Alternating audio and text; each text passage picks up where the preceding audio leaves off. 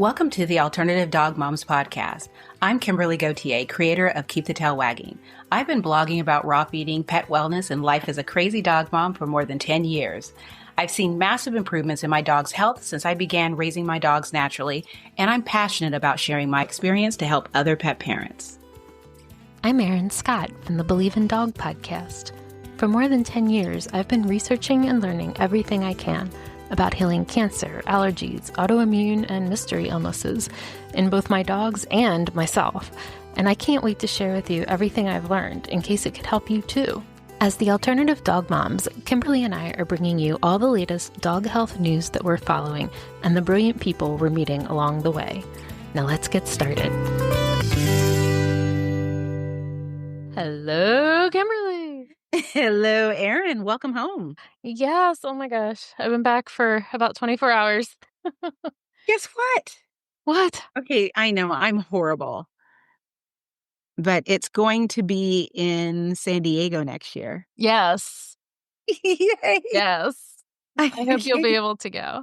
I hope so too. After we finish, I'm going to message Real Mushrooms and say, can I go next year? Well, yes, I'm fresh off my trip from AHVMA, and yes, I am so incredibly grateful to Real Mushrooms for bringing me out there. I talked to so many people that had travel issues, and like all of my travel went like perfectly according to plan. I had like no security lines, no delays, everything just was like smooth sailing. And, you know, I was talking to other people that had like 6-hour like delays and, you know, like weren't getting in till 2 a.m. And that was my fear coming from the West Coast. yeah. In fact, it's our friend Kenzie who was one of the people that had all the problems. So hi, Kenzie. Hi, Kenzie, and hi, Nick. Hi, Nick. So, yes, it was so great to see everyone. So, of course, I got to hang out with Dr. Rob Silver and with Britta from Real Mushrooms and just had such a great time. And, you know, what a room full of just amazing people, right? Like I saw so many of our podcast guests that we've had, you know, of course, Dr. Rob and, you know, there was Dr. Katie Woodley, who, you know, I love, and I got to talk to her for a little bit, and Jonathan from the O3 Ozone Company, of course, Chelsea, and then Roxanne from Solutions, and it was just such a great time. I went to a couple dinners that were awesome. I met some new people that were awesome. I mean, just everybody there, it's like, you know, you have this like huge piece of like your like values and identity in common with, you know? Yeah. And I'm somebody that nerds out, right? Like on like the history of things and seeing, you know, at one point, Dr. Rob is talking to Dr. Marty Goldstein, who, you know, has been doing this since the 70s also. Yeah. And, you know, Dr. Margaret Roman was there. In fact, our booth was right across from the booth for Legacy Biome. And so, you know, it's like, these are people who were doing this before there was internet. Yeah. Like they've been doing this the whole time I have been alive. And well, that's what's even crazier is like they've been doing it when people thought that they were absolutely bonkers. Yeah. And they had every reason to quit. And no internet to find people in common. Yeah. Yeah. So they were probably alone in their area. Yeah. With people thinking they were bonkers. And I mean, because I remember just in the past, I won't say 20 years, 10 years, I had a veterinarian in my town. He's since passed away. Dr. Year Out. And people used to think he was nuts. And because he would play music and he would light, you know, really nice, real calming candles. And sometimes he would beat drums. And he was just like, but my dogs loved him. And he did really well with my dogs. There were no exam tables. It was furniture and the dogs could sit on the furniture and stuff like that. So it was very calm and casual. And I went to him because people were like, well, don't you think he's a little woo-woo? And I'm like, yeah, I think he's a lot woo-woo. I was like, and I consider myself woo-woo. And there were times when I was just like, I don't know what's happening. But, you know, he was really good at what he did. And again, yeah, I mean, he, of course, today he had more people that were on his page, but in our town, you know, it was just him.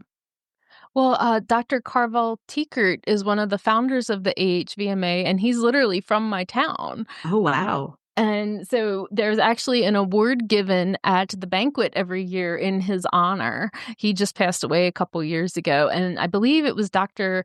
PJ Broadfoot Oh, okay. who received the award this year. I believe I'm remembering that correctly. I just appreciate like these people have been doing this for a long time, and to like be in this room with all of them, as well as to see all of the other people who are, have joined the fight, right? Like, and this was the 40th anniversary of the AHVMA conference that they've been putting the conference on for 40 years. So I got a nice little button that said that, and I thought that was really cool. That's It was so interesting working at the Real Mushrooms booth. And something that my husband always says to me, right, is something that's common knowledge to you isn't necessarily common knowledge to everyone, right? So it was interesting seeing the mix of reactions to real mushrooms. Like, Mhm. I would say maybe a third of the people I talked to weren't familiar with Real Mushrooms Company. Oh, wow.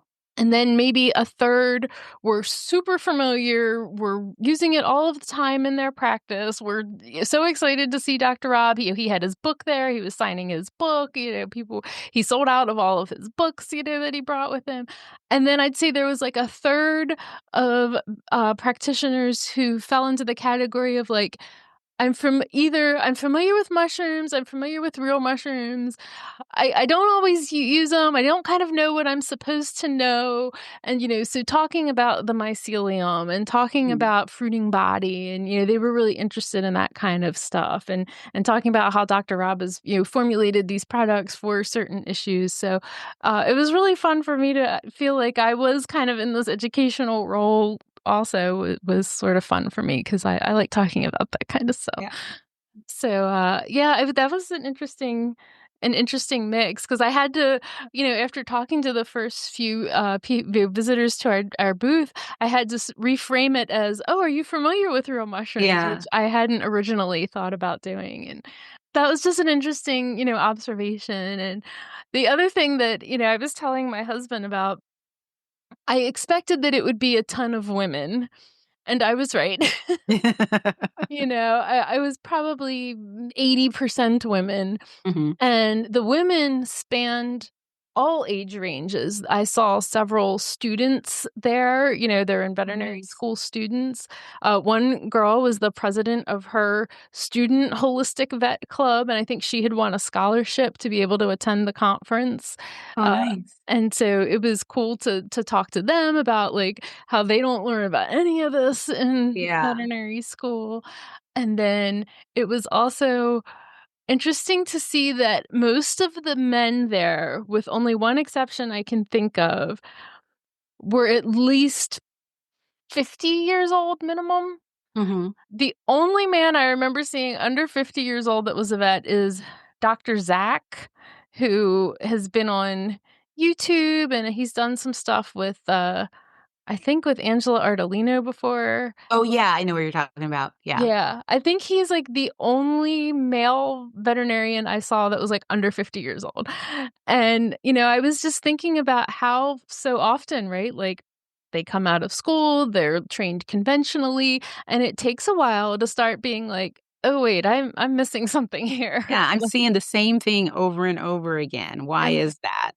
what I learned how I have learned to treat this isn't really treating it, Mhm. you know? Yeah. And so, anyway, it was just interesting just kinda seeing the demographics of, like, women of all ages and men, like, pretty much only the older guys that have been doing this a while, and it was just another just interesting observation on my, part, but, oh, of course, it was not any kind of secret because it was all over social media, but Rodney and Dr. Becker, were in the area. They were not attending the conference per se, but, they were at one of the dinners one night. It was great to see them. Dr. Josie Bug was there. We had a really fabulous dinner. And then, one night I went out with Chelsea and Roxanne from Solutions. Our friend Kenzie was there. And by the way, Kenzie did have a follow-up to our question that we asked in the last episode, if you remember. Oh. We were asking if men like Nick get petty. And she said, no, not with his friends, only with her occasionally. It's good to know. And so thanks to Kenzie for arranging our whole dinner. There was so many awesome vendors there. Of course, we were right across from Hana and the Evermore booth. We were right across from Legacy Biome. I met the Wolf Creek team, and I'm really excited to start using their products. I know they're one of the... What's the Wolf? What's that? Yeah, they are a husband and wife team. And they started their company out of their house during COVID because the husband, Scott, was a chef and couldn't go to work during COVID. So he actually ended up becoming a canine nutritionist, and they make supplement lines, and they are super eco-friendly with all of their packaging, all of their sourcing. They're doing all the right things. They have allergy and immune support products, flea tick products. They have a new algae oil, and they have salmon rolls. And they're actually one of the sponsors of Feed Real. And so I'll see them. Yeah, you'll get to meet them. And they use some mushrooms in some of their products, and they source all of their mushrooms from real mushrooms. Oh, very nice. It was really awesome to get to learn about their products. I thought, I was like, they are just doing everything right. You know, they're trying to use glass containers. They have refill subscription programs where you can send the packaging back to them. They're just really well thought out in everything that they're doing. And, I just appreciate all those details. I definitely saw a lot of the vendors that are in the various forms of laser and red light type things. That was definitely a big category. I saw... Oh, here's what I did. Guess what I didn't see? I was surprised by this. And I don't know if this was an AHVMA thing. I don't know if it was because of Florida thing, but no CBD vendors. Really? Yeah, I thought there was going to be a whole row of them or something. Yeah. But no. I saw for food, I also saw Darwin's team. Yay. All Provide, of course, Evermore. Dr. Marty was there with his line of food. I'm trying to think if there's any other. Oh, Solutions, of course, he was there. Yeah. So I think those were all the food lines. But yeah, it was just interesting to see and what mix of people and to go around and visit. And, I'm a nerd. I want to learn everything about everything and catalog all of this information in case I need it in the future or somebody I know needs it in the future, or if it would make a good podcast episode. So exciting. I was so excited for you. It's just I love it. I love it so much. I knew that you would just be in your element. That's what I was just thinking about. It's she is just going to be in her. She's going to be, and isn't Dr. Rob is so brilliant. Yes. Just knows so much. And it was so much fun hanging out with him when we did the acupuncture conference here together. And what I loved is I would be writing something and he would peek over my shoulder and read it. And then he would correct me. Where it's well, actually, and what do you need? I'm going to send you something. And then he would send me 10 articles and stuff. I love it. He's just just so much in his head. He's so brilliant, so smart. And yeah, sometimes people would have a question and it's okay, that's a Dr. Rob question. Yeah. It's and he could answer everything right off the top of his head. Exactly. And he was also speaking, but he wasn't speaking until the final day, which was today. So I was already home. But I would have liked to have gotten to hear him speak. I didn't really attend any of the sessions, and they actually had several sessions on mistletoe. And so that just made me excited. It would be nice to see that become more mainstream. Yeah, I was really excited. Mainstream in the holistic space. It's funny because I was talking to someone this past weekend. We have our farmers market. I think it goes until the end of September. And we have a mushroom vendor at the farmers market.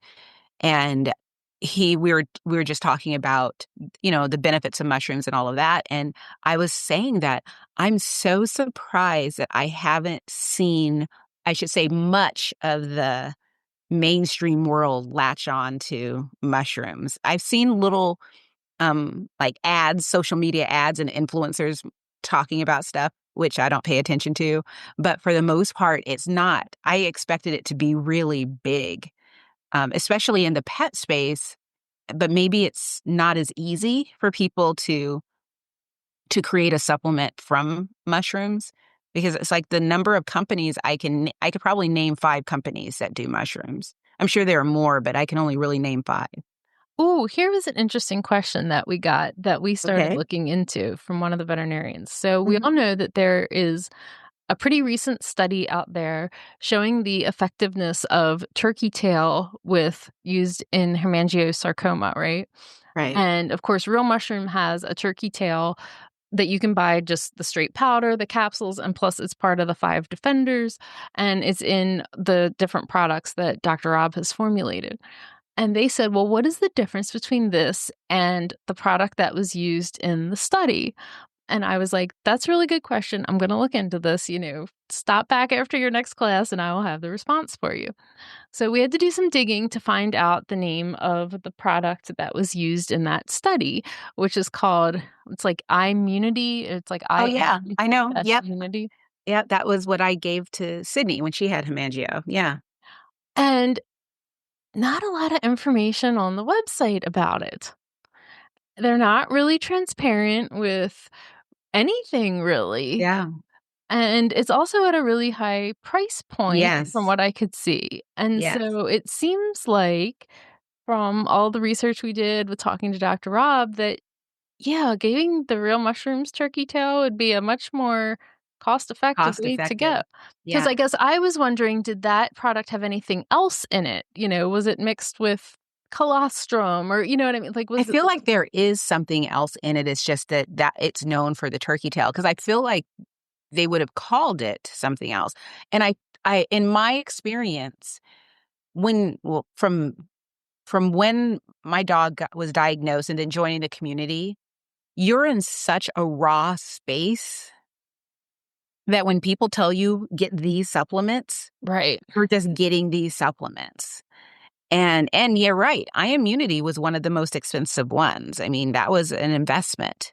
But you're not questioning about, especially because this was before I understood anything about functional mushrooms. So you're not questioning about how they're grown, where they're sourced, what else is in the bottle or anything. You're just mostly focused on your dog and the fact that your dog just got this devastating diagnosis.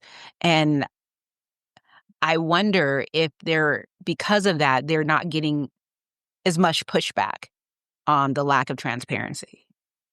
So, yeah, that was just something really interesting to look into if you're in that kind of situation, to, be do a little bit of comparing about Mhm. what's in that and, what else is out there in the market, those price points, how those things are made.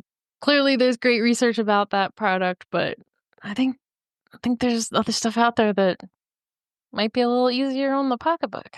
Yeah. I mean, I give my dogs, I actually create a supplement. I order several of the human versions of the supplements and I get the powder. And so I do turkey tail, lion's mane. I grab a 5 defenders. I do cordyceps and tremella. And I'm basically I did this yesterday, open them up into a big bowl, and then I add in ashwagandha and dandelion root. And also, that the detox supplement from Glacier Glacier Peak, Peak. Glacier Peak, and I add a little bit of that to it too. Mix it up together, and that's what I give my dog as like an alternative to daily dog. And I mostly do this for Zoe because she's, almost 12 years old. And I want to make sure that she's getting extra support just in case. And, she's doing really good with it. But yeah, that's like the other thing is because their supplements aren't crazy expensive, you know, having like for instance, Buffy and Bella. and even Apollo, I don't have a problem giving them the pet versions of different things. Of course, Daily Dog is just in the pet version, so that's what I mostly get. I actually bought a case of it when it came back in stock. But once Zoe, because of her age, I just want her to have more support. So instead of buying the pet version of these things, I buy the human version of it because it's a little stronger and it doesn't cost much. And, all of that mixed together, that will last me at least, because it's basically 2 small jars. It'll probably last me at least 6 months, probably longer. It could last up to a year. So it's just sort of like, I think I don't know how much the cost is off the top of my head, but, it's probably a good, maybe $100 if you count everything together. But $100 for a year is not too bad. Yeah. Oh, and we had the functional feline available at Oh, yay. like we had some samples, and so it was fun to tell people that was like about the newest product. And one woman said she has 5 cats and all of her cats eat it, because that was one of the biggest questions we got, was about palatability for cats. Yeah. And we said start with just a tiny little sprinkle, just a tiny, tiny pinch. And Was Gussie's gut there? no, I don't think so. No. Yeah, that would I'm gonna they should go. I love, of course, I'm biased because I've been using their products for so long, and I'm biased about them the way I'm biased about raw feeding. It's like, it works, it's wonderful. And so I'm hoping to see them out more and seeing more people. Any other like probiotic type of people there? Nobody that stands out as just being probiotics. In fact, somebody asked us about that, and we sent them over to Solutions. Wow. Because and I wonder, well, I don't know. I wonder if it's a matter of now it's what we do. So it's not a big topic anymore. Or because I would expect at least one gosh, was not Odette Suter there with her poo outfit? She was, she was attending the conference, and actually Dr. Margaret Roman had a poo hat on too. So Yeah. funny. By the way, Dr. Roman's mom was with her. She is like 93 years old, I think they said, and she was also wearing a poo hat at the booth. So I just appreciate it. That's awesome. And, so Standard Process was there, Mm, and what is the other company that I'm thinking of? It's the one where Dr. Silver worked before. yes. RX vitamins. RX Vitamins, yes, and I know they have some products that have probiotics in them Yeah. also, but there was nobody that was, like, just probiotics. Yes, probiotics. Yeah. That stood out to me. Yeah, it was more, so for instance, my veterinarian unfortunately wasn't able to attend at the last moment. She had a death in her family, and she was traveling for that. And so she had tasked me with finding information about a shockwave machine, because she has seen it used at our chiropractor office where Nina's getting treated, and she's really excited about them. And she has an older dog, and she thinks it could benefit a lot of her patients. So there was definitely like a lot of stuff in that Yeah. vein, I would say. I think I only saw 2 actual shockwave vendors, or at least that I found and spoke with, but just stuff that was more in that kind of like canine rehab to, the handheld lasers, the beamer, all of those kind of like rehab. There was this one vendor, I think it was Equisol, and it was like a red light coat Yeah. for your Yeah. dog. Yeah. I So saw those. and somebody got a video, somebody had brought a dog and they had fitted him up with it, and we're getting video of him walking around with this red light coat on at the event, and that was pretty cool. So one of the things I'm excited about, I think Rita Hogan had told us about this, is the Anacell Biotech, and I would definitely want us to learn more about that, because their product is something that can help heal, for instance, partial CCL tears and wound Mhm. healing and eye issues. And I really want to learn more and dive into that. And they're also big in the equine space. And you could tell the guys with that company because they had these big old cowboy hats on, and they were very, very kind and also excited to talk dogs too. So. Nice. Oh, that sounds so much fun. Yay. Oh, and I also should shout out Jill from Katie's Pet Products. She had helped put the dinner on. It was her and Julie Jacobs arranged the dinner the first night and had this amazing gathering of people. And Jill has been doing this for like 20 years. She knows everybody, knows everyone, every product. She's a great distributor of getting things into independent pet food stores. And she is an amazing resource too. So, I was so glad to, get to meet her. And like, she's like one of those people, if you wanna know something about something, she's the person to go to, and she'll send you in the right direction, and That is amazing. woman after my own heart there. So, topic shift since you brought it up. How is Nino doing on the treatment? So he's had 2 treatments so far with the shockwave, and this is on his shoulder for bicep tendonitis. He's been very patient with the treatment, and I'm very, the woman who is administrating it, she is so patient with him because sometimes he gets a little shut down because he's like, "Oh my god, there's all these people backing me into a corner and doing this weird thing to me," and so when he needs a break, we give him a break, let him walk around, shake it off, get a little extra treats, reset. I'd say so I was learning about shockwave machines and they move really fast, and so he gets like 3,500 like volts, or not volts, but like that's how many times the thing like is administered on his shoulder. It doesn't feel like very much. It doesn't feel like a thumping, but you hear a Mhm. thumping noise. Right. And so far, I mean, it's definitely improved. He hasn't had any. They said sometimes dogs are sensitive afterwards. He doesn't seem to be limping. He doesn't seem to have Mhm. any sensitivity after.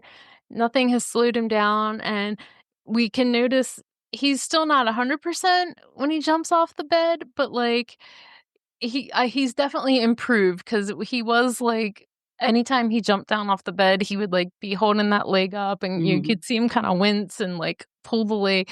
And it's like now he's just kind of like, oh, and he just kind of like walks it off. Like it's not Yeah. that big. So there's definitely been an improvement. So he then skips like 2 weeks. We kind of go to like spacing further out and kind of see how he does. And, I just want him to be able to get around a little better. I'm also very proud of him. So, oh my God, the first time we went, he had to come to work with me, and I was trying to get him in the car.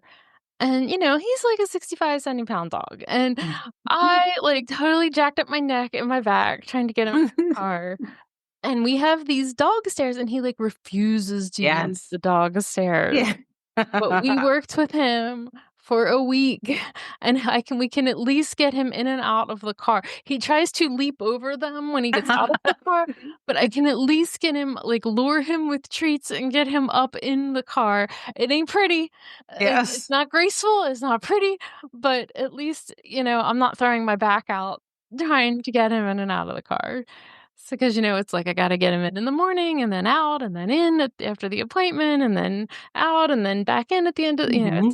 it's a whole thing. Uh, Oh, yeah. so yeah, so he's doing well. Although the one problem, completely unrelated to the shockwave, is he's got something going on with his poor eye. He has had a sty on his eye for probably about a year, and it hasn't seemed to have bothered him. And then it's almost like the sty is getting a sty. And that has been rubbing, and it started on Labor Day, uh, just causing a lot of, like, watery discharge. It's not discolored, it's not thick, it's just, like, extra, like, watery eye, Mhm. and so, I was so fortunate. My vet's literally examining him, like, in the parking lot of the chiropractor office. so that we didn't have to make an extra trip. And she was coming there with her dog, so we just kinda all met up, and so she said, "The cornea is not scratched. We're just gonna kinda do some a drop and some ointment just to, like, keep it lubricated, and we're gonna just kinda wait this out for, like, a couple weeks, see if this thing kinda falls off or goes away on its own or, if we will need to look into doing something else." But my poor guy Yes. kinda has this, like, droopy eye, and it's like, "Oh, I just had droopy eye." My dogs are fine. I'm glad to hear. No, I mean, Zoe, her back legs aren't as strong. So I started up with a supplement from Gold Standard to start helping her work on that. And but otherwise she's doing really good. Everyone's doing oh, and she's on a diet because she is a chubby girl. So we've been going on 1 mile walks every other day. And the other two, in fact, after we finish, I need to take two of them for a 2 mile walk because they get 4 miles a day, and then she gets 1 mile a day. Ooh, have you checked her thyroid lately? I haven't. Is she on thyroid meds? He is not. 'Cause with her age, yeah, you might wanna check her thyroid if she's picking Agree. up weight. 'Cause Haven't that yet. that was Nino's issue. He blew up. We, like, knew he looked heavier. This was a couple of years ago, and they were like, "Oh, he's, like, 90 pounds," and we were like, "What?" He had Well, always been, like, she's 70. always been at this weight. She's always been about 65 pounds. She's been here for a long time. It's just that, I wanna because she's getting older and her joints and stuff, I wanna trim her down a little bit so that she gets down to I wanna get her down to, like, 62, 63 pounds, so just a little bit to make it easier on her joints, but she does have an appointment in October to go in and have her blood work done Oh, that's good. and have an exam. Yeah, we had thought Nino was kind of depressed after losing Penny, and maybe he was, but part of it was thyroid. So, yeah, she's actually sitting over there on the sofa. She has a house to herself because the other dogs are outside, probably wondering why they're being punished. And why can't we be inside too? Yeah, she's doing really good. But, yeah, nothing exciting happened here, just normal stuff. I made bone broth. I got a bunch of salmon. I got coolers full of salmon. Oh, All that's awesome. Yeah, I know. So I was really excited about that. Someone, commented on a post that I need to do my homework. You need to do your research because this is not good to feed to dogs raw. And I was like, well, I'm not feeding it raw. I'm dehydrating it because for people who don't know, Pacific salmon comes with a bacteria. Well, actually, it's a parasite, a fluke. And that parasite will leave behind a bacteria. So even if you freeze it, I mean, people like to freeze it for 24 hours. That's not enough to kill the parasite.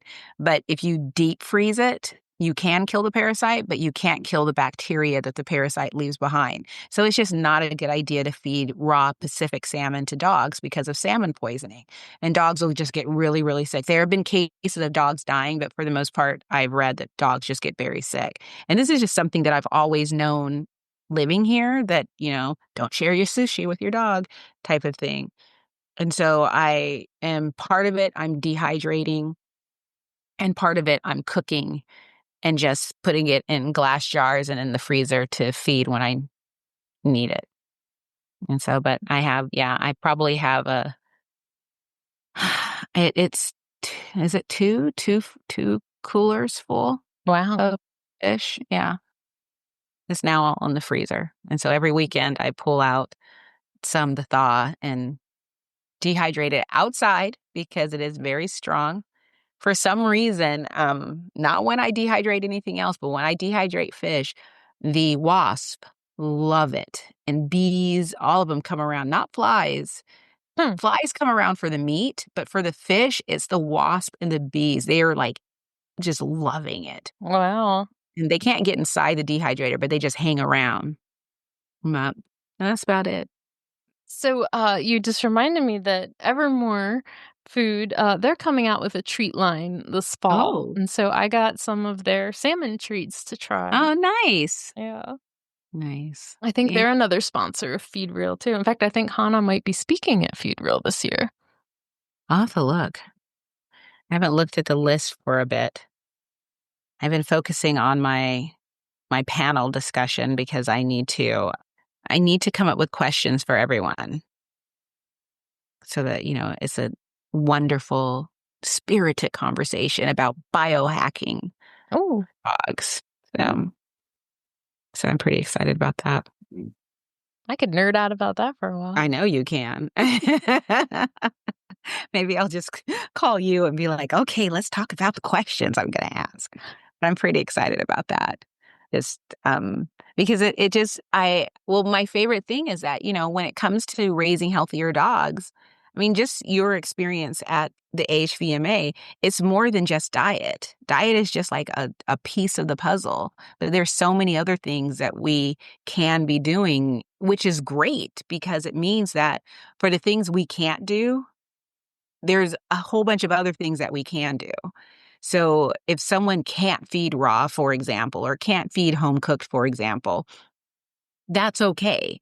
Their dog is not doomed to die a horrible death of cancer. There's so many other things that they could do. And it's really exciting to see people come together and admit that. I mean, I don't think we have any, I guess I would, if you call them leaders or um, educators in the community that advocate that we do everything, and it's just like, for every new idea of things that come out. Even, like we were talking a couple weeks ago about the study on well water and the reverse osmosis systems. And it's just like, maybe someone doesn't have good resources to feed a fresh food diet or doesn't have the time to put together a fresh food diet and paying for it. I mean, gosh, it's expensive. Even cooked food, it's expensive, especially if you have multiple dogs. But, investing in a countertop reverse osmosis system, maybe that is something that they can do. And it's just like, you can, I sometimes ask myself, is this really making a difference? And it's like, maybe it is, maybe it isn't, but it's not hurting anything. And if it's not going to be, you know, a lot out of my pocket, then I'm going to give it a try.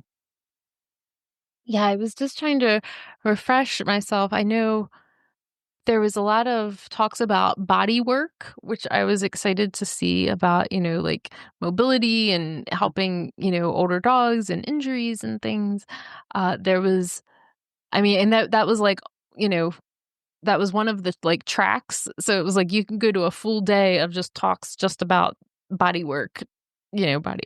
I know, different cancer treatments. I know I think the mistletoe, there was numerous sessions on it, wasn't Hmm. just one session, and, microbiome was one of the tracks, which I'm always excited to see, acupuncture, TCVM, a lot of topics around that a lot of different types of cancer treatment. Like there was an essential oils lecture and stuff like that. So I like just all of the different Yeah, the modalities. modalities. Yeah, Yeah. that's amazing. I And, mean, it's we even saw, like, some vet techs, and we saw, people who are, like, human and animal acupuncturists, but, without Mhm. being a veterinarian, they're, Right. acupuncturists, and we saw, a lot of people in, like, that canine rehab field, I think, because there Mhm. was so much emphasis on the body work stuff, so it was exciting just to see the different mix of people too, and people that have like house call practices. In fact, I met a woman who is in Seattle that has a house call practice. And then, other people who they're kind of like the sole holistic e vet at like a larger corporate Mhm. practice and, don't have as much. They're kind of doing, it sounds like maybe what Dr. Roman was doing in her earlier days where they're trying Yeah.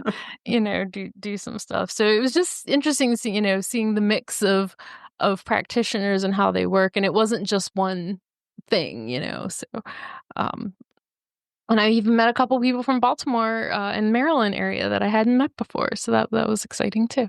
Yeah, that's cool. That's cool. I'm so glad you were able to go. Yeah. And so of course, like, Rodney and Dr. Becker announced their third volume of the Forever Dog that they're working on, and it's called The Repair Manual. And I liked that. And Like that. so they were in town and interviewing some of the vets who, it was like a great concentration of vets for the weekend, right? So, like, I know Dr. Rob spoke with them. I know Dr. Suter spoke with them. Mhm. So, they're certainly talking to all the right people. So everyone, that was like the big buzz, kind of going around and when that came out on social media. So, of course, we're excited for that too. That's so exciting. Because I think that's kind of what everybody's been looking for is like, okay, that's great, but my dog's already sick. What do I do? Right? Yay.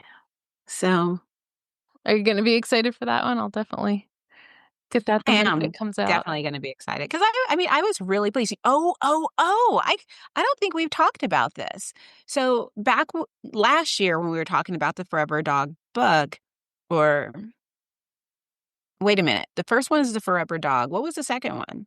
Forever Dog Life. Forever Dog Life. So with the recipes, and Yes. we notice how many eggs Yes. in all the recipes. As I've been playing around with Animal Diet Formulator, eggs fix a lot of deficiencies. And yeah, Yeah. I've had to really work hard not to make recipes that didn't call for 6 or 7 eggs. I mean, and because it's like because I make bulk recipes, and so a bulk recipe with 5 eggs makes sense to me because it's like basically a week's worth of food, an egg every day. But, yeah, I mean, and ultimately, a lot of the recipes call for an egg at least probably 5 to sometimes up to 7 days a week. It doesn't fix everything, but it does. I formulated my first recipe this weekend that didn't call for any eggs. But it's just there are certain nutrients that are very hard to fix.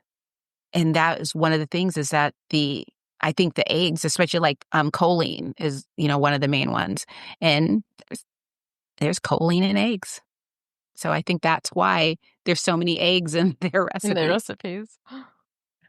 I know. Well, it felt like I needed to go have a chicken farm just to I keep know. I eggs. mean, it's like My backyard chickens. they don't have a special deal with the egg, industry to promote eggs, but it's just like, no, they're so nutrient dense that it comes up with a lot of things.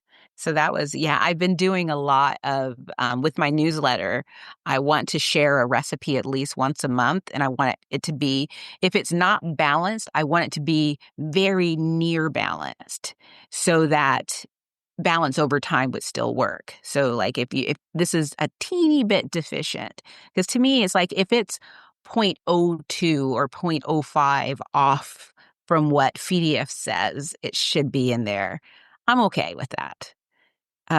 But so it's been really fun just trying to work that. But I I feel like this like a door-to-door MLM salesperson where I just go to anywhere, and if I see someone asking questions about what they're feeding their dog, I'm like, "Hey, if you'd like, I can run it through the software," and trying to get people to send me their recipes, and the only hard part is getting people to send me like, because I tell them it's like, I need a detailed recipe of every single ingredients in measurements.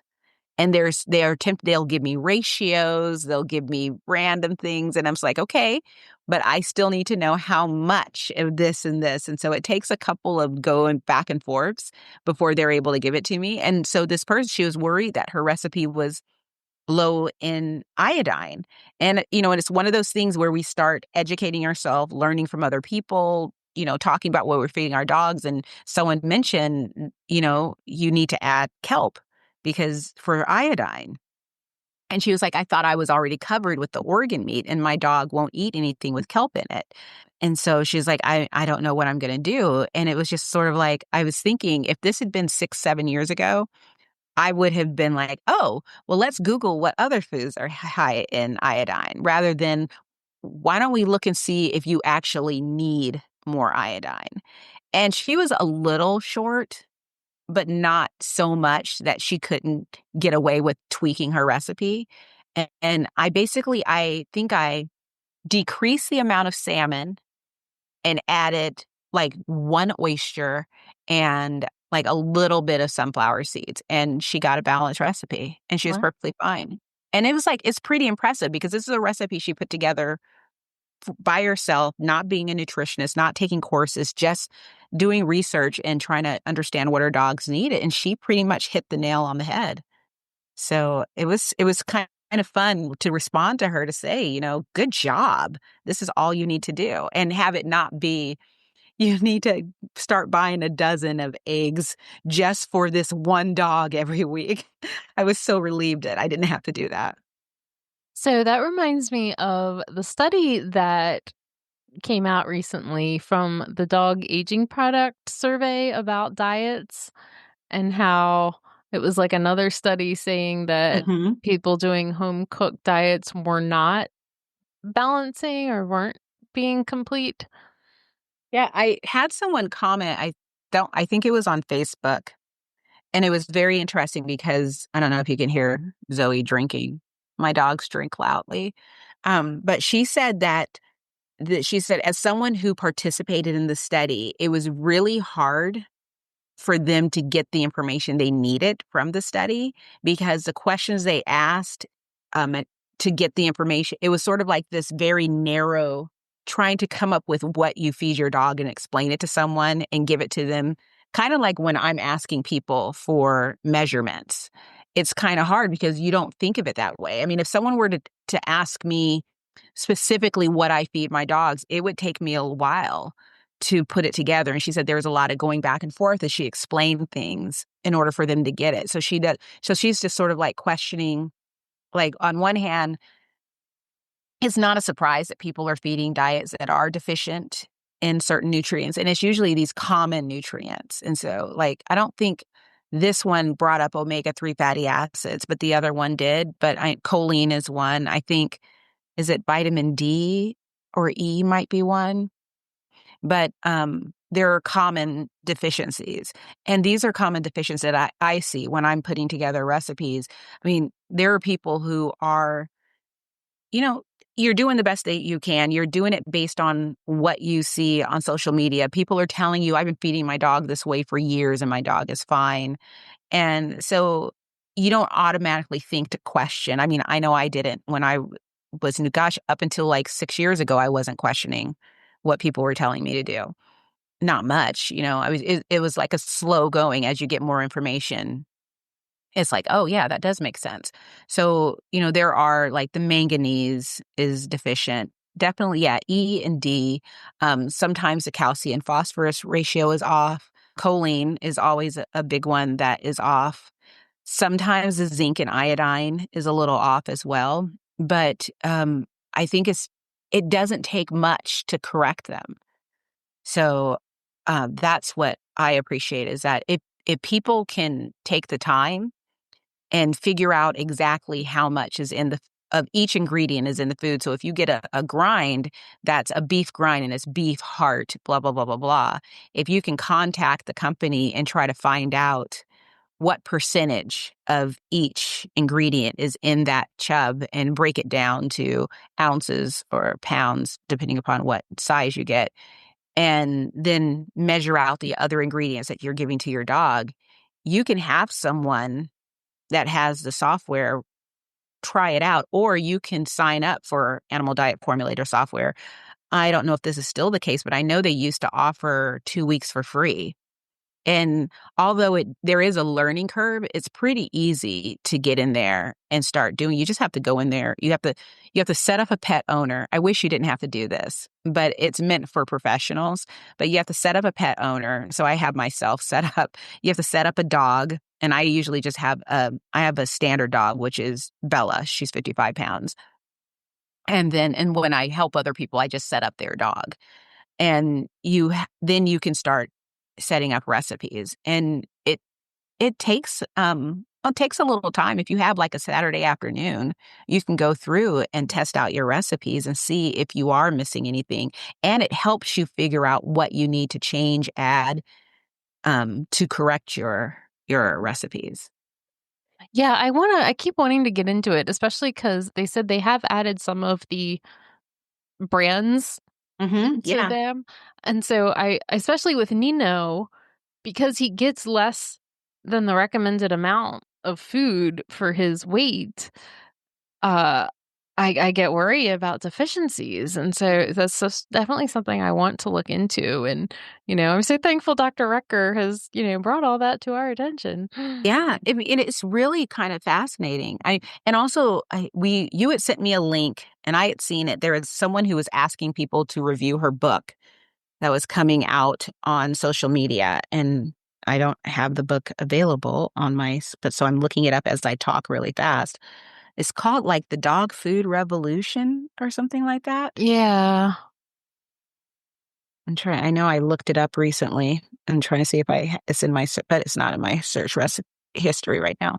But it was an interesting book. And what I wanted to see was I wanted to see someone because she was covering all diets. So not just like fresh food, and it wasn't a book that was like going to demonize. It wasn't going to praise one diet versus demonizing another. It was supposed to be kind of across the board to let anyone, regardless of what you were going to feed your dog, you can learn more about that diet in this book. And unfortunately, I believe that it fell short. The Dog Nutrition Revolution, yes, Yes, I just found it too. by Alice Jackson. And I believe that although I think it's a great start, it's a great introduction, it also is very misleading in several areas. And specifically, there's recipes that are shared. And the recipes aren't like, 1 cup of this, da da da da. It's just very um vague. Oh, yeah, just give them some boiled chicken and some rice and some carrots and some peas. And it's just like, yeah, I plugged that into the animal diet formulator software to see, knowing that it was deficient. But yeah, it's deficient across the board. Like if I wanted to make something like that, say I had leftovers, and I wasn't going to eat them. And I didn't want it to go bad. So let me just cook this chicken and do this. And this is what my dogs will eat tonight as a snack type of meal. Mhm. I think that would be perfectly fine. But the book didn't frame these recipes as, a cute little supplemental treat type of thing.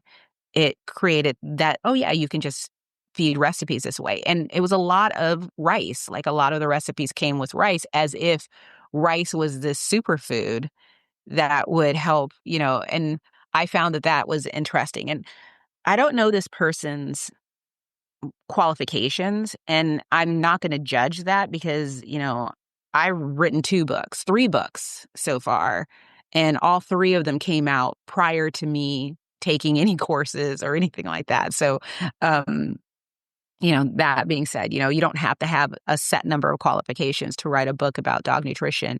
But I think that it's probably when you don't have the qualification, it's really important to cover the pros and cons of everything. So I wish that there had been a section that talked about rice and like what type of rice, what's the difference between white rice and brown rice. And then, the other grains like quinoa and stuff that you can feed. What are the difference between all of these? What's the nutritional impact on the diet by feeding these, and address the fact that people are saying that they're hard for dogs to digest, the bioavailability is low. What information does she have that either supports that or refutes that? And that wasn't there.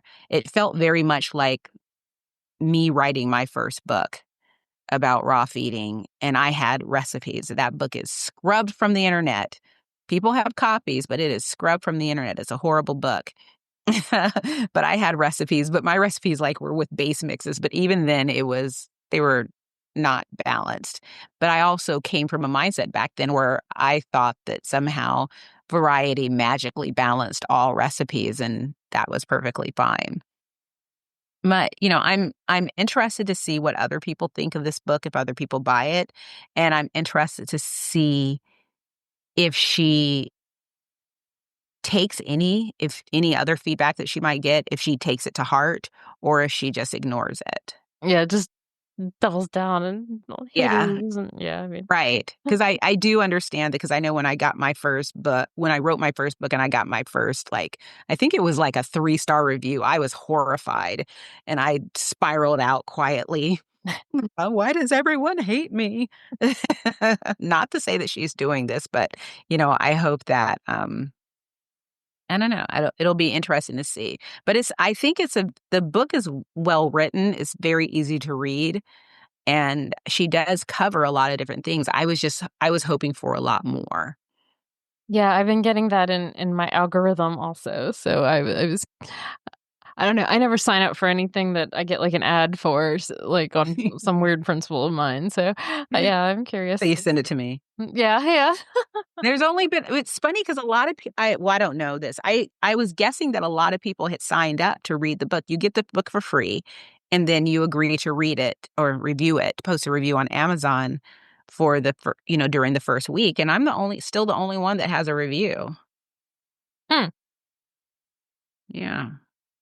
Oh, you know what else we had been chatting about was the study that came out recently saying that there's a new type of urinary stones in dogs and that Yes. a new type of bladder stone and that the conventional vet information that I was seeing is that it's because of fresh food brands such as the Farmer's Dog, Yes. Just Food for Dogs, and Nom Nom, Nom nom now. Yep. and that it's, that, these types of fresh food diets are causing this bladder stone and you were saying that when you looked into it that it's because of a certain supplement used for choline.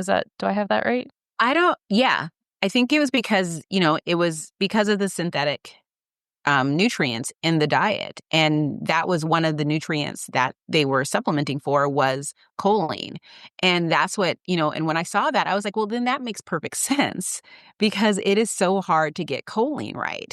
And I mean, for anyone who has experience formulating recipes, it's probably not hard at all because they know exactly where to go and what to do. But this is not something I do professionally. It's something that I just dink around with. And when you're using a base mix, it's a lot easier. I mean, another thing is that the idea of a base mix balancing every diet is so false. And and I have proven that to myself with the formulator software. But it makes it a lot easier to get to balance in a lot of cases. Not in all cases, because sometimes some protein blends, because I use multiple different types of proteins a lot of times. Usually I have at least 2 proteins in my diet. Some of them don't lend well to making balance easy. But when you're cooking, so you're dealing with, kind of slightly degraded nutrients already because of the cooking process. And then, you're trying to get the balance in. And a lot of these brands are balancing to APCO standards. It's not easy to do this without using a vitamin mix. And I think the only cooked brand or brands I know that don't use vitamin mixes are Evermore Goodness and gracious. oh, goodness great. And isn't Raised Right? I don't think they use one. Oh, okay. Are they gently Yeah. cooked also? Uh-huh. Because they're Raised Right, I believe, is the one that was formulated by Dr. Becker. And but the ones that Maybe small batch. I'd have to look it up. yeah, I'm not sure about small batch, but yeah, I forgot they do have a gently. There's a sous vide, I think. Yeah. And but with the big one, like, a pup above. Well, actually, I don't know about. I'm guessing a pup above, but the Farmer's Dog, Ollie's, Nom Nom Now, they're using a vitamin mix, and there could be a nutrient, that could lead to these things because it's not natural. Dogs aren't used to breaking it down, and I think the question is, how do you either adjust the diet to prevent that from happening or like what can they do on their end to bring down the occurrences, and then on the flip side, what could pet parents do if they're feeding these diets? And then also I'm curious to know what's the percentage of occurrence of this. Is I know that just saying my dog ate Farmer's Dog and he never had a problem is not acceptable in the science world, but that's not an official study. So I'd be really curious to know what percentage of dogs, because whenever anyone comes out with a study like this, naming names and sort of like leaving you to believe, don't feed these brands because this is what's going to happen. I'm always curious, well, really? And what else was going on, when it comes to these dogs all across the country, or were they localized to a certain area? Well, Because it was like 63 dogs in a specific study. yeah. So it's just like, that's to me not enough.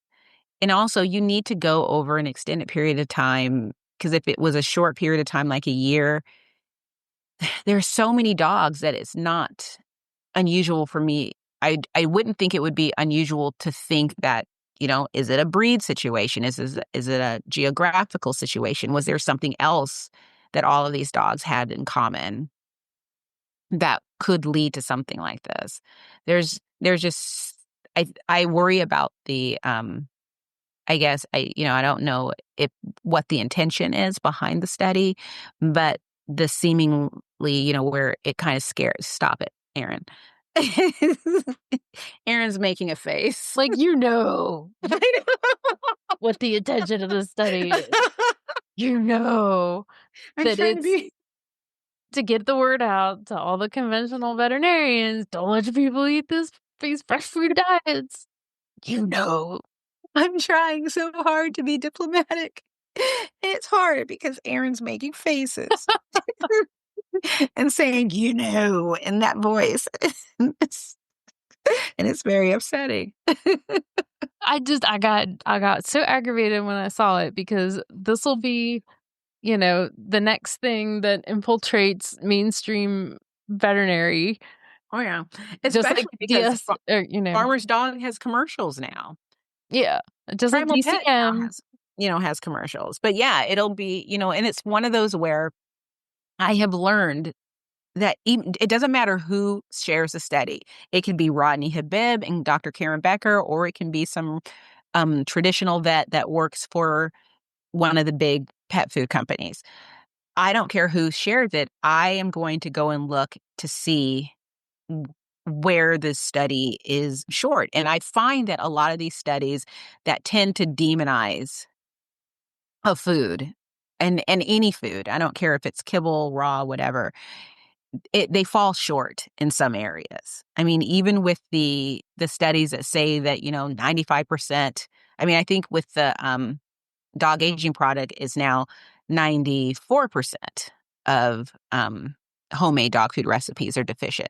I'm not surprised that they wouldn't be deficient, but I'm curious to know about what is like the acceptable over and under on nutrients for it to be considered deficient, because like the recipe I was talking about a little bit ago, that could fall into that category. But it was so close that it's just like, but is it? And it's, I feel like, someone, Jennifer, of Genuine Pet Services, made a comment that she wishes that there would be an independent group that would actually do a study on homemade pet food recipes. Someone that didn't have, you know, basically a leg in the race. And I think that, the dog aging project is I think that that's independent, but she means like, they're not in this industry, period. And so they're just curious, and they host basically something that is across thousands of people, and then shows us what they're doing.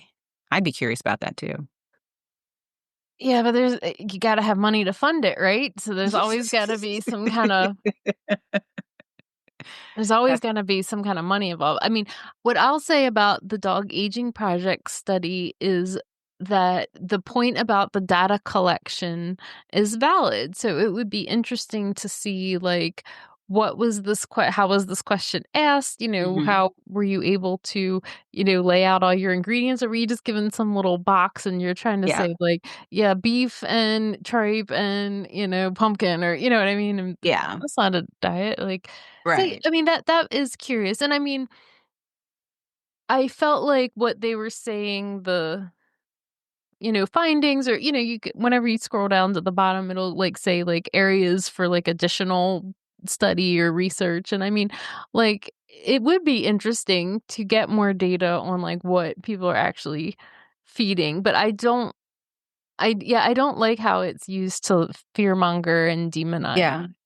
Um, Look, this is where everything I find fails is people talk about what we're doing wrong across the board, but no one talks about what we could be doing to make it better. And that used to be part of the conversation. Like, for instance, with kibble, it was about, hey, there were so many graphics out there showing kibble bowls with a little pizza slice out that have fresh food in it. And people were talking about, this is what I would add. This is what I suggest you add. This is what I tell my clients to add. Dog trainers were talking about this. Everyone was talking about this, talking about making bone broth and all of these things. And that conversation, I'm sure it's still happening. It's just not on my algorithm, but um, but it feels like mostly the conversation is very much, um, which is something that it's again, this has always been there, but I didn't see it as much as I do now. Again, thank you, algorithm. It's very much either do this or you're hurting your dog. And that message is coming from both sides. So people caught in the middle who just want to feed their dogs a healthier diet or make better choices for their dogs don't know who to believe because everyone sounds very, what? Convincing. Yeah. And, you're talking like this, the nutritionist that I was telling you about earlier, she, she's from the UK. So she has a very different perspective on pet food than we do here in Is some this areas. the person that you said wrote the book? No, this is a different person. I'm Oh, not sure what Alice Jackson's credentials are. This is a different person I follow on Instagram. And I don't agree with most of the stuff that she posts, because she's like, garlic is toxic to dogs, things like that. But she's nice. She's a nice person and she'll talk to you. So we'll go back and forth and we'll talk. So she posted something today about how people will talk about how bad animal byproducts are but then turn around and give their dog a bully stick. And I was just sort of like, well, that's not what, yes, I get what you're saying, but what we're afraid of is the big pile of rotting meat next to a dumpster that's now going to be picked up, scooped up, and taken to the pet manufacturer to be turned into pet food. That's what we're thinking of when we think of animal byproducts. It's like, when I'm feeding my dogs from local farms, I'm feeding ears and tongues and using the hooves to make bone broth and I, feeding all these different body parts. And technically, yeah, those would fall into byproducts when you think about the human food because those things wouldn't go into the human food chain, not all of them. The tongue would, the hooves would, but but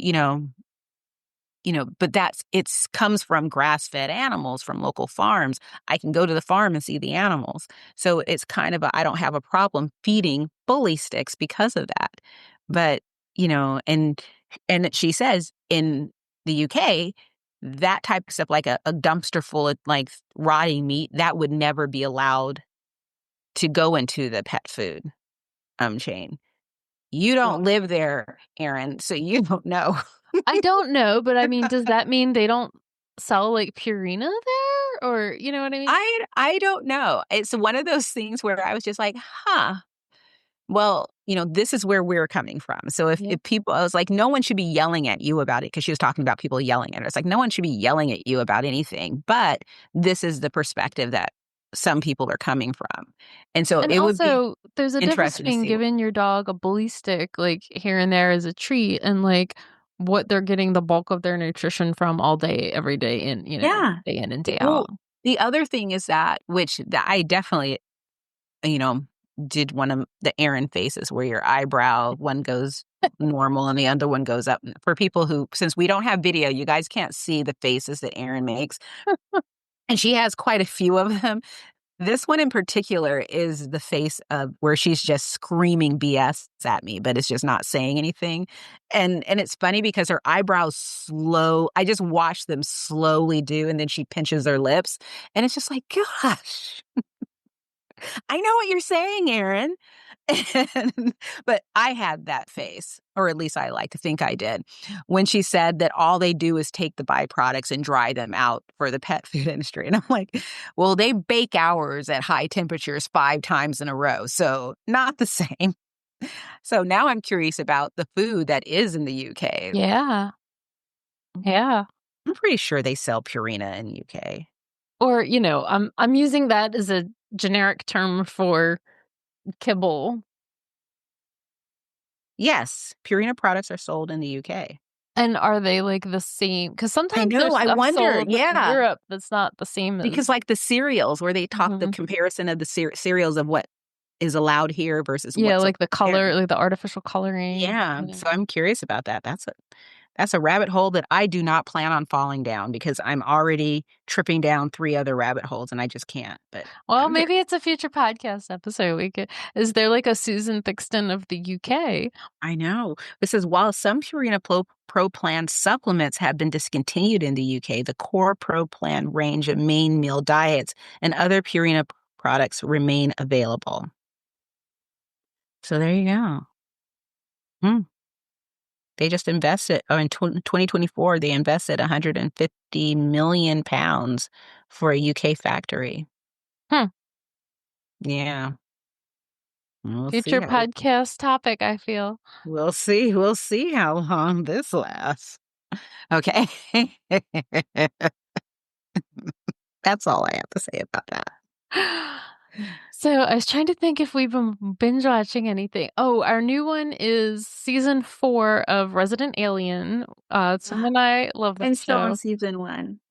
Uh, the annoying thing is it's on Peacock, and even though I don't know, it's like there's commercials constantly, and Tim finds that really annoying. And then it takes us like 3 or 4 nights just to get through like one episode. So Isn't it on Netflix or Hulu?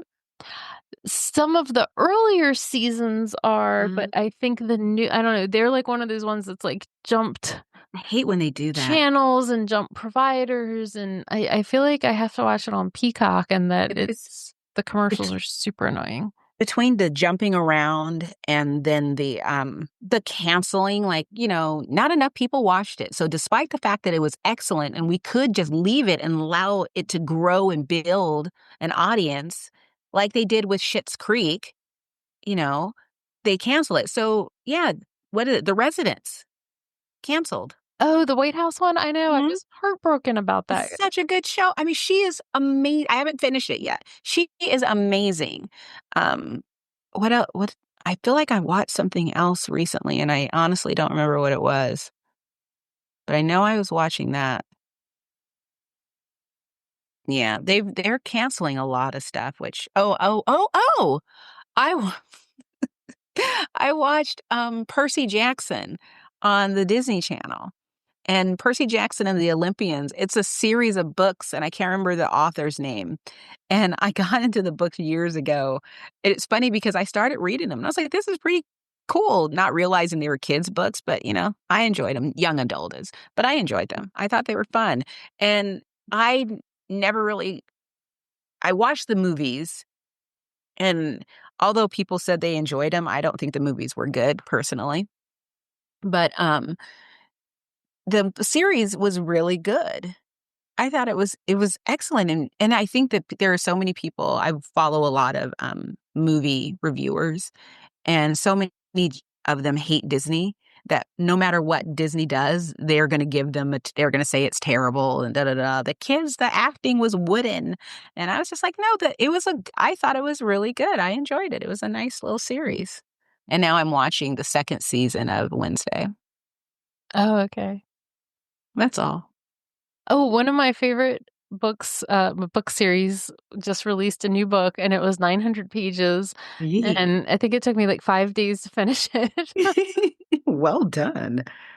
But it's this detective series, and I think it's actually written by the woman who did Harry Potter, but she writes under a different name. It's Oh. like she writes it under the name of like Robert Galbraith or something. I'm probably butchering that. But it's this like private detective series, and if anybody reads them, DM me because I am not okay with how it ended. They wrap up the mystery and everything, although I still have questions, but there's like this relationship that like is always kind of in the background, and they kind of end on a cliffhanger of that, and I'm like, oh my god, it's gonna be like 2 more years before the next book comes out, and I'm gonna have to wait. I have decided that from now on, I'm only writing or only reading completed series I get it. I get it. because I can't anymore with that. And I just finished, I'm doing one right now. And actually, after I finished the first book, I sent it to one of my friends because we have the same taste in books. And she was just like, when she saw me, she was like, oh my God, it's so good. This is where I am. And I'm like, I've had finished the second book and I'm looking for the author, Carissa Broadbent. And I don't know what this, I don't know what the, I'm going to look and see what the series is called. Series. Because even the series is always something way off from Crowns of Nixia. No, Crowns of Nyaxia is a series. And it's like it's so good. I love books that have strong women, but they're not annoyingly strong women. Yeah. And so it's so good. All right, so that's all of our TV and book talk for the week, huh? So yay. Yeah. All right, everybody, we'll talk to you next week. Bye, guys.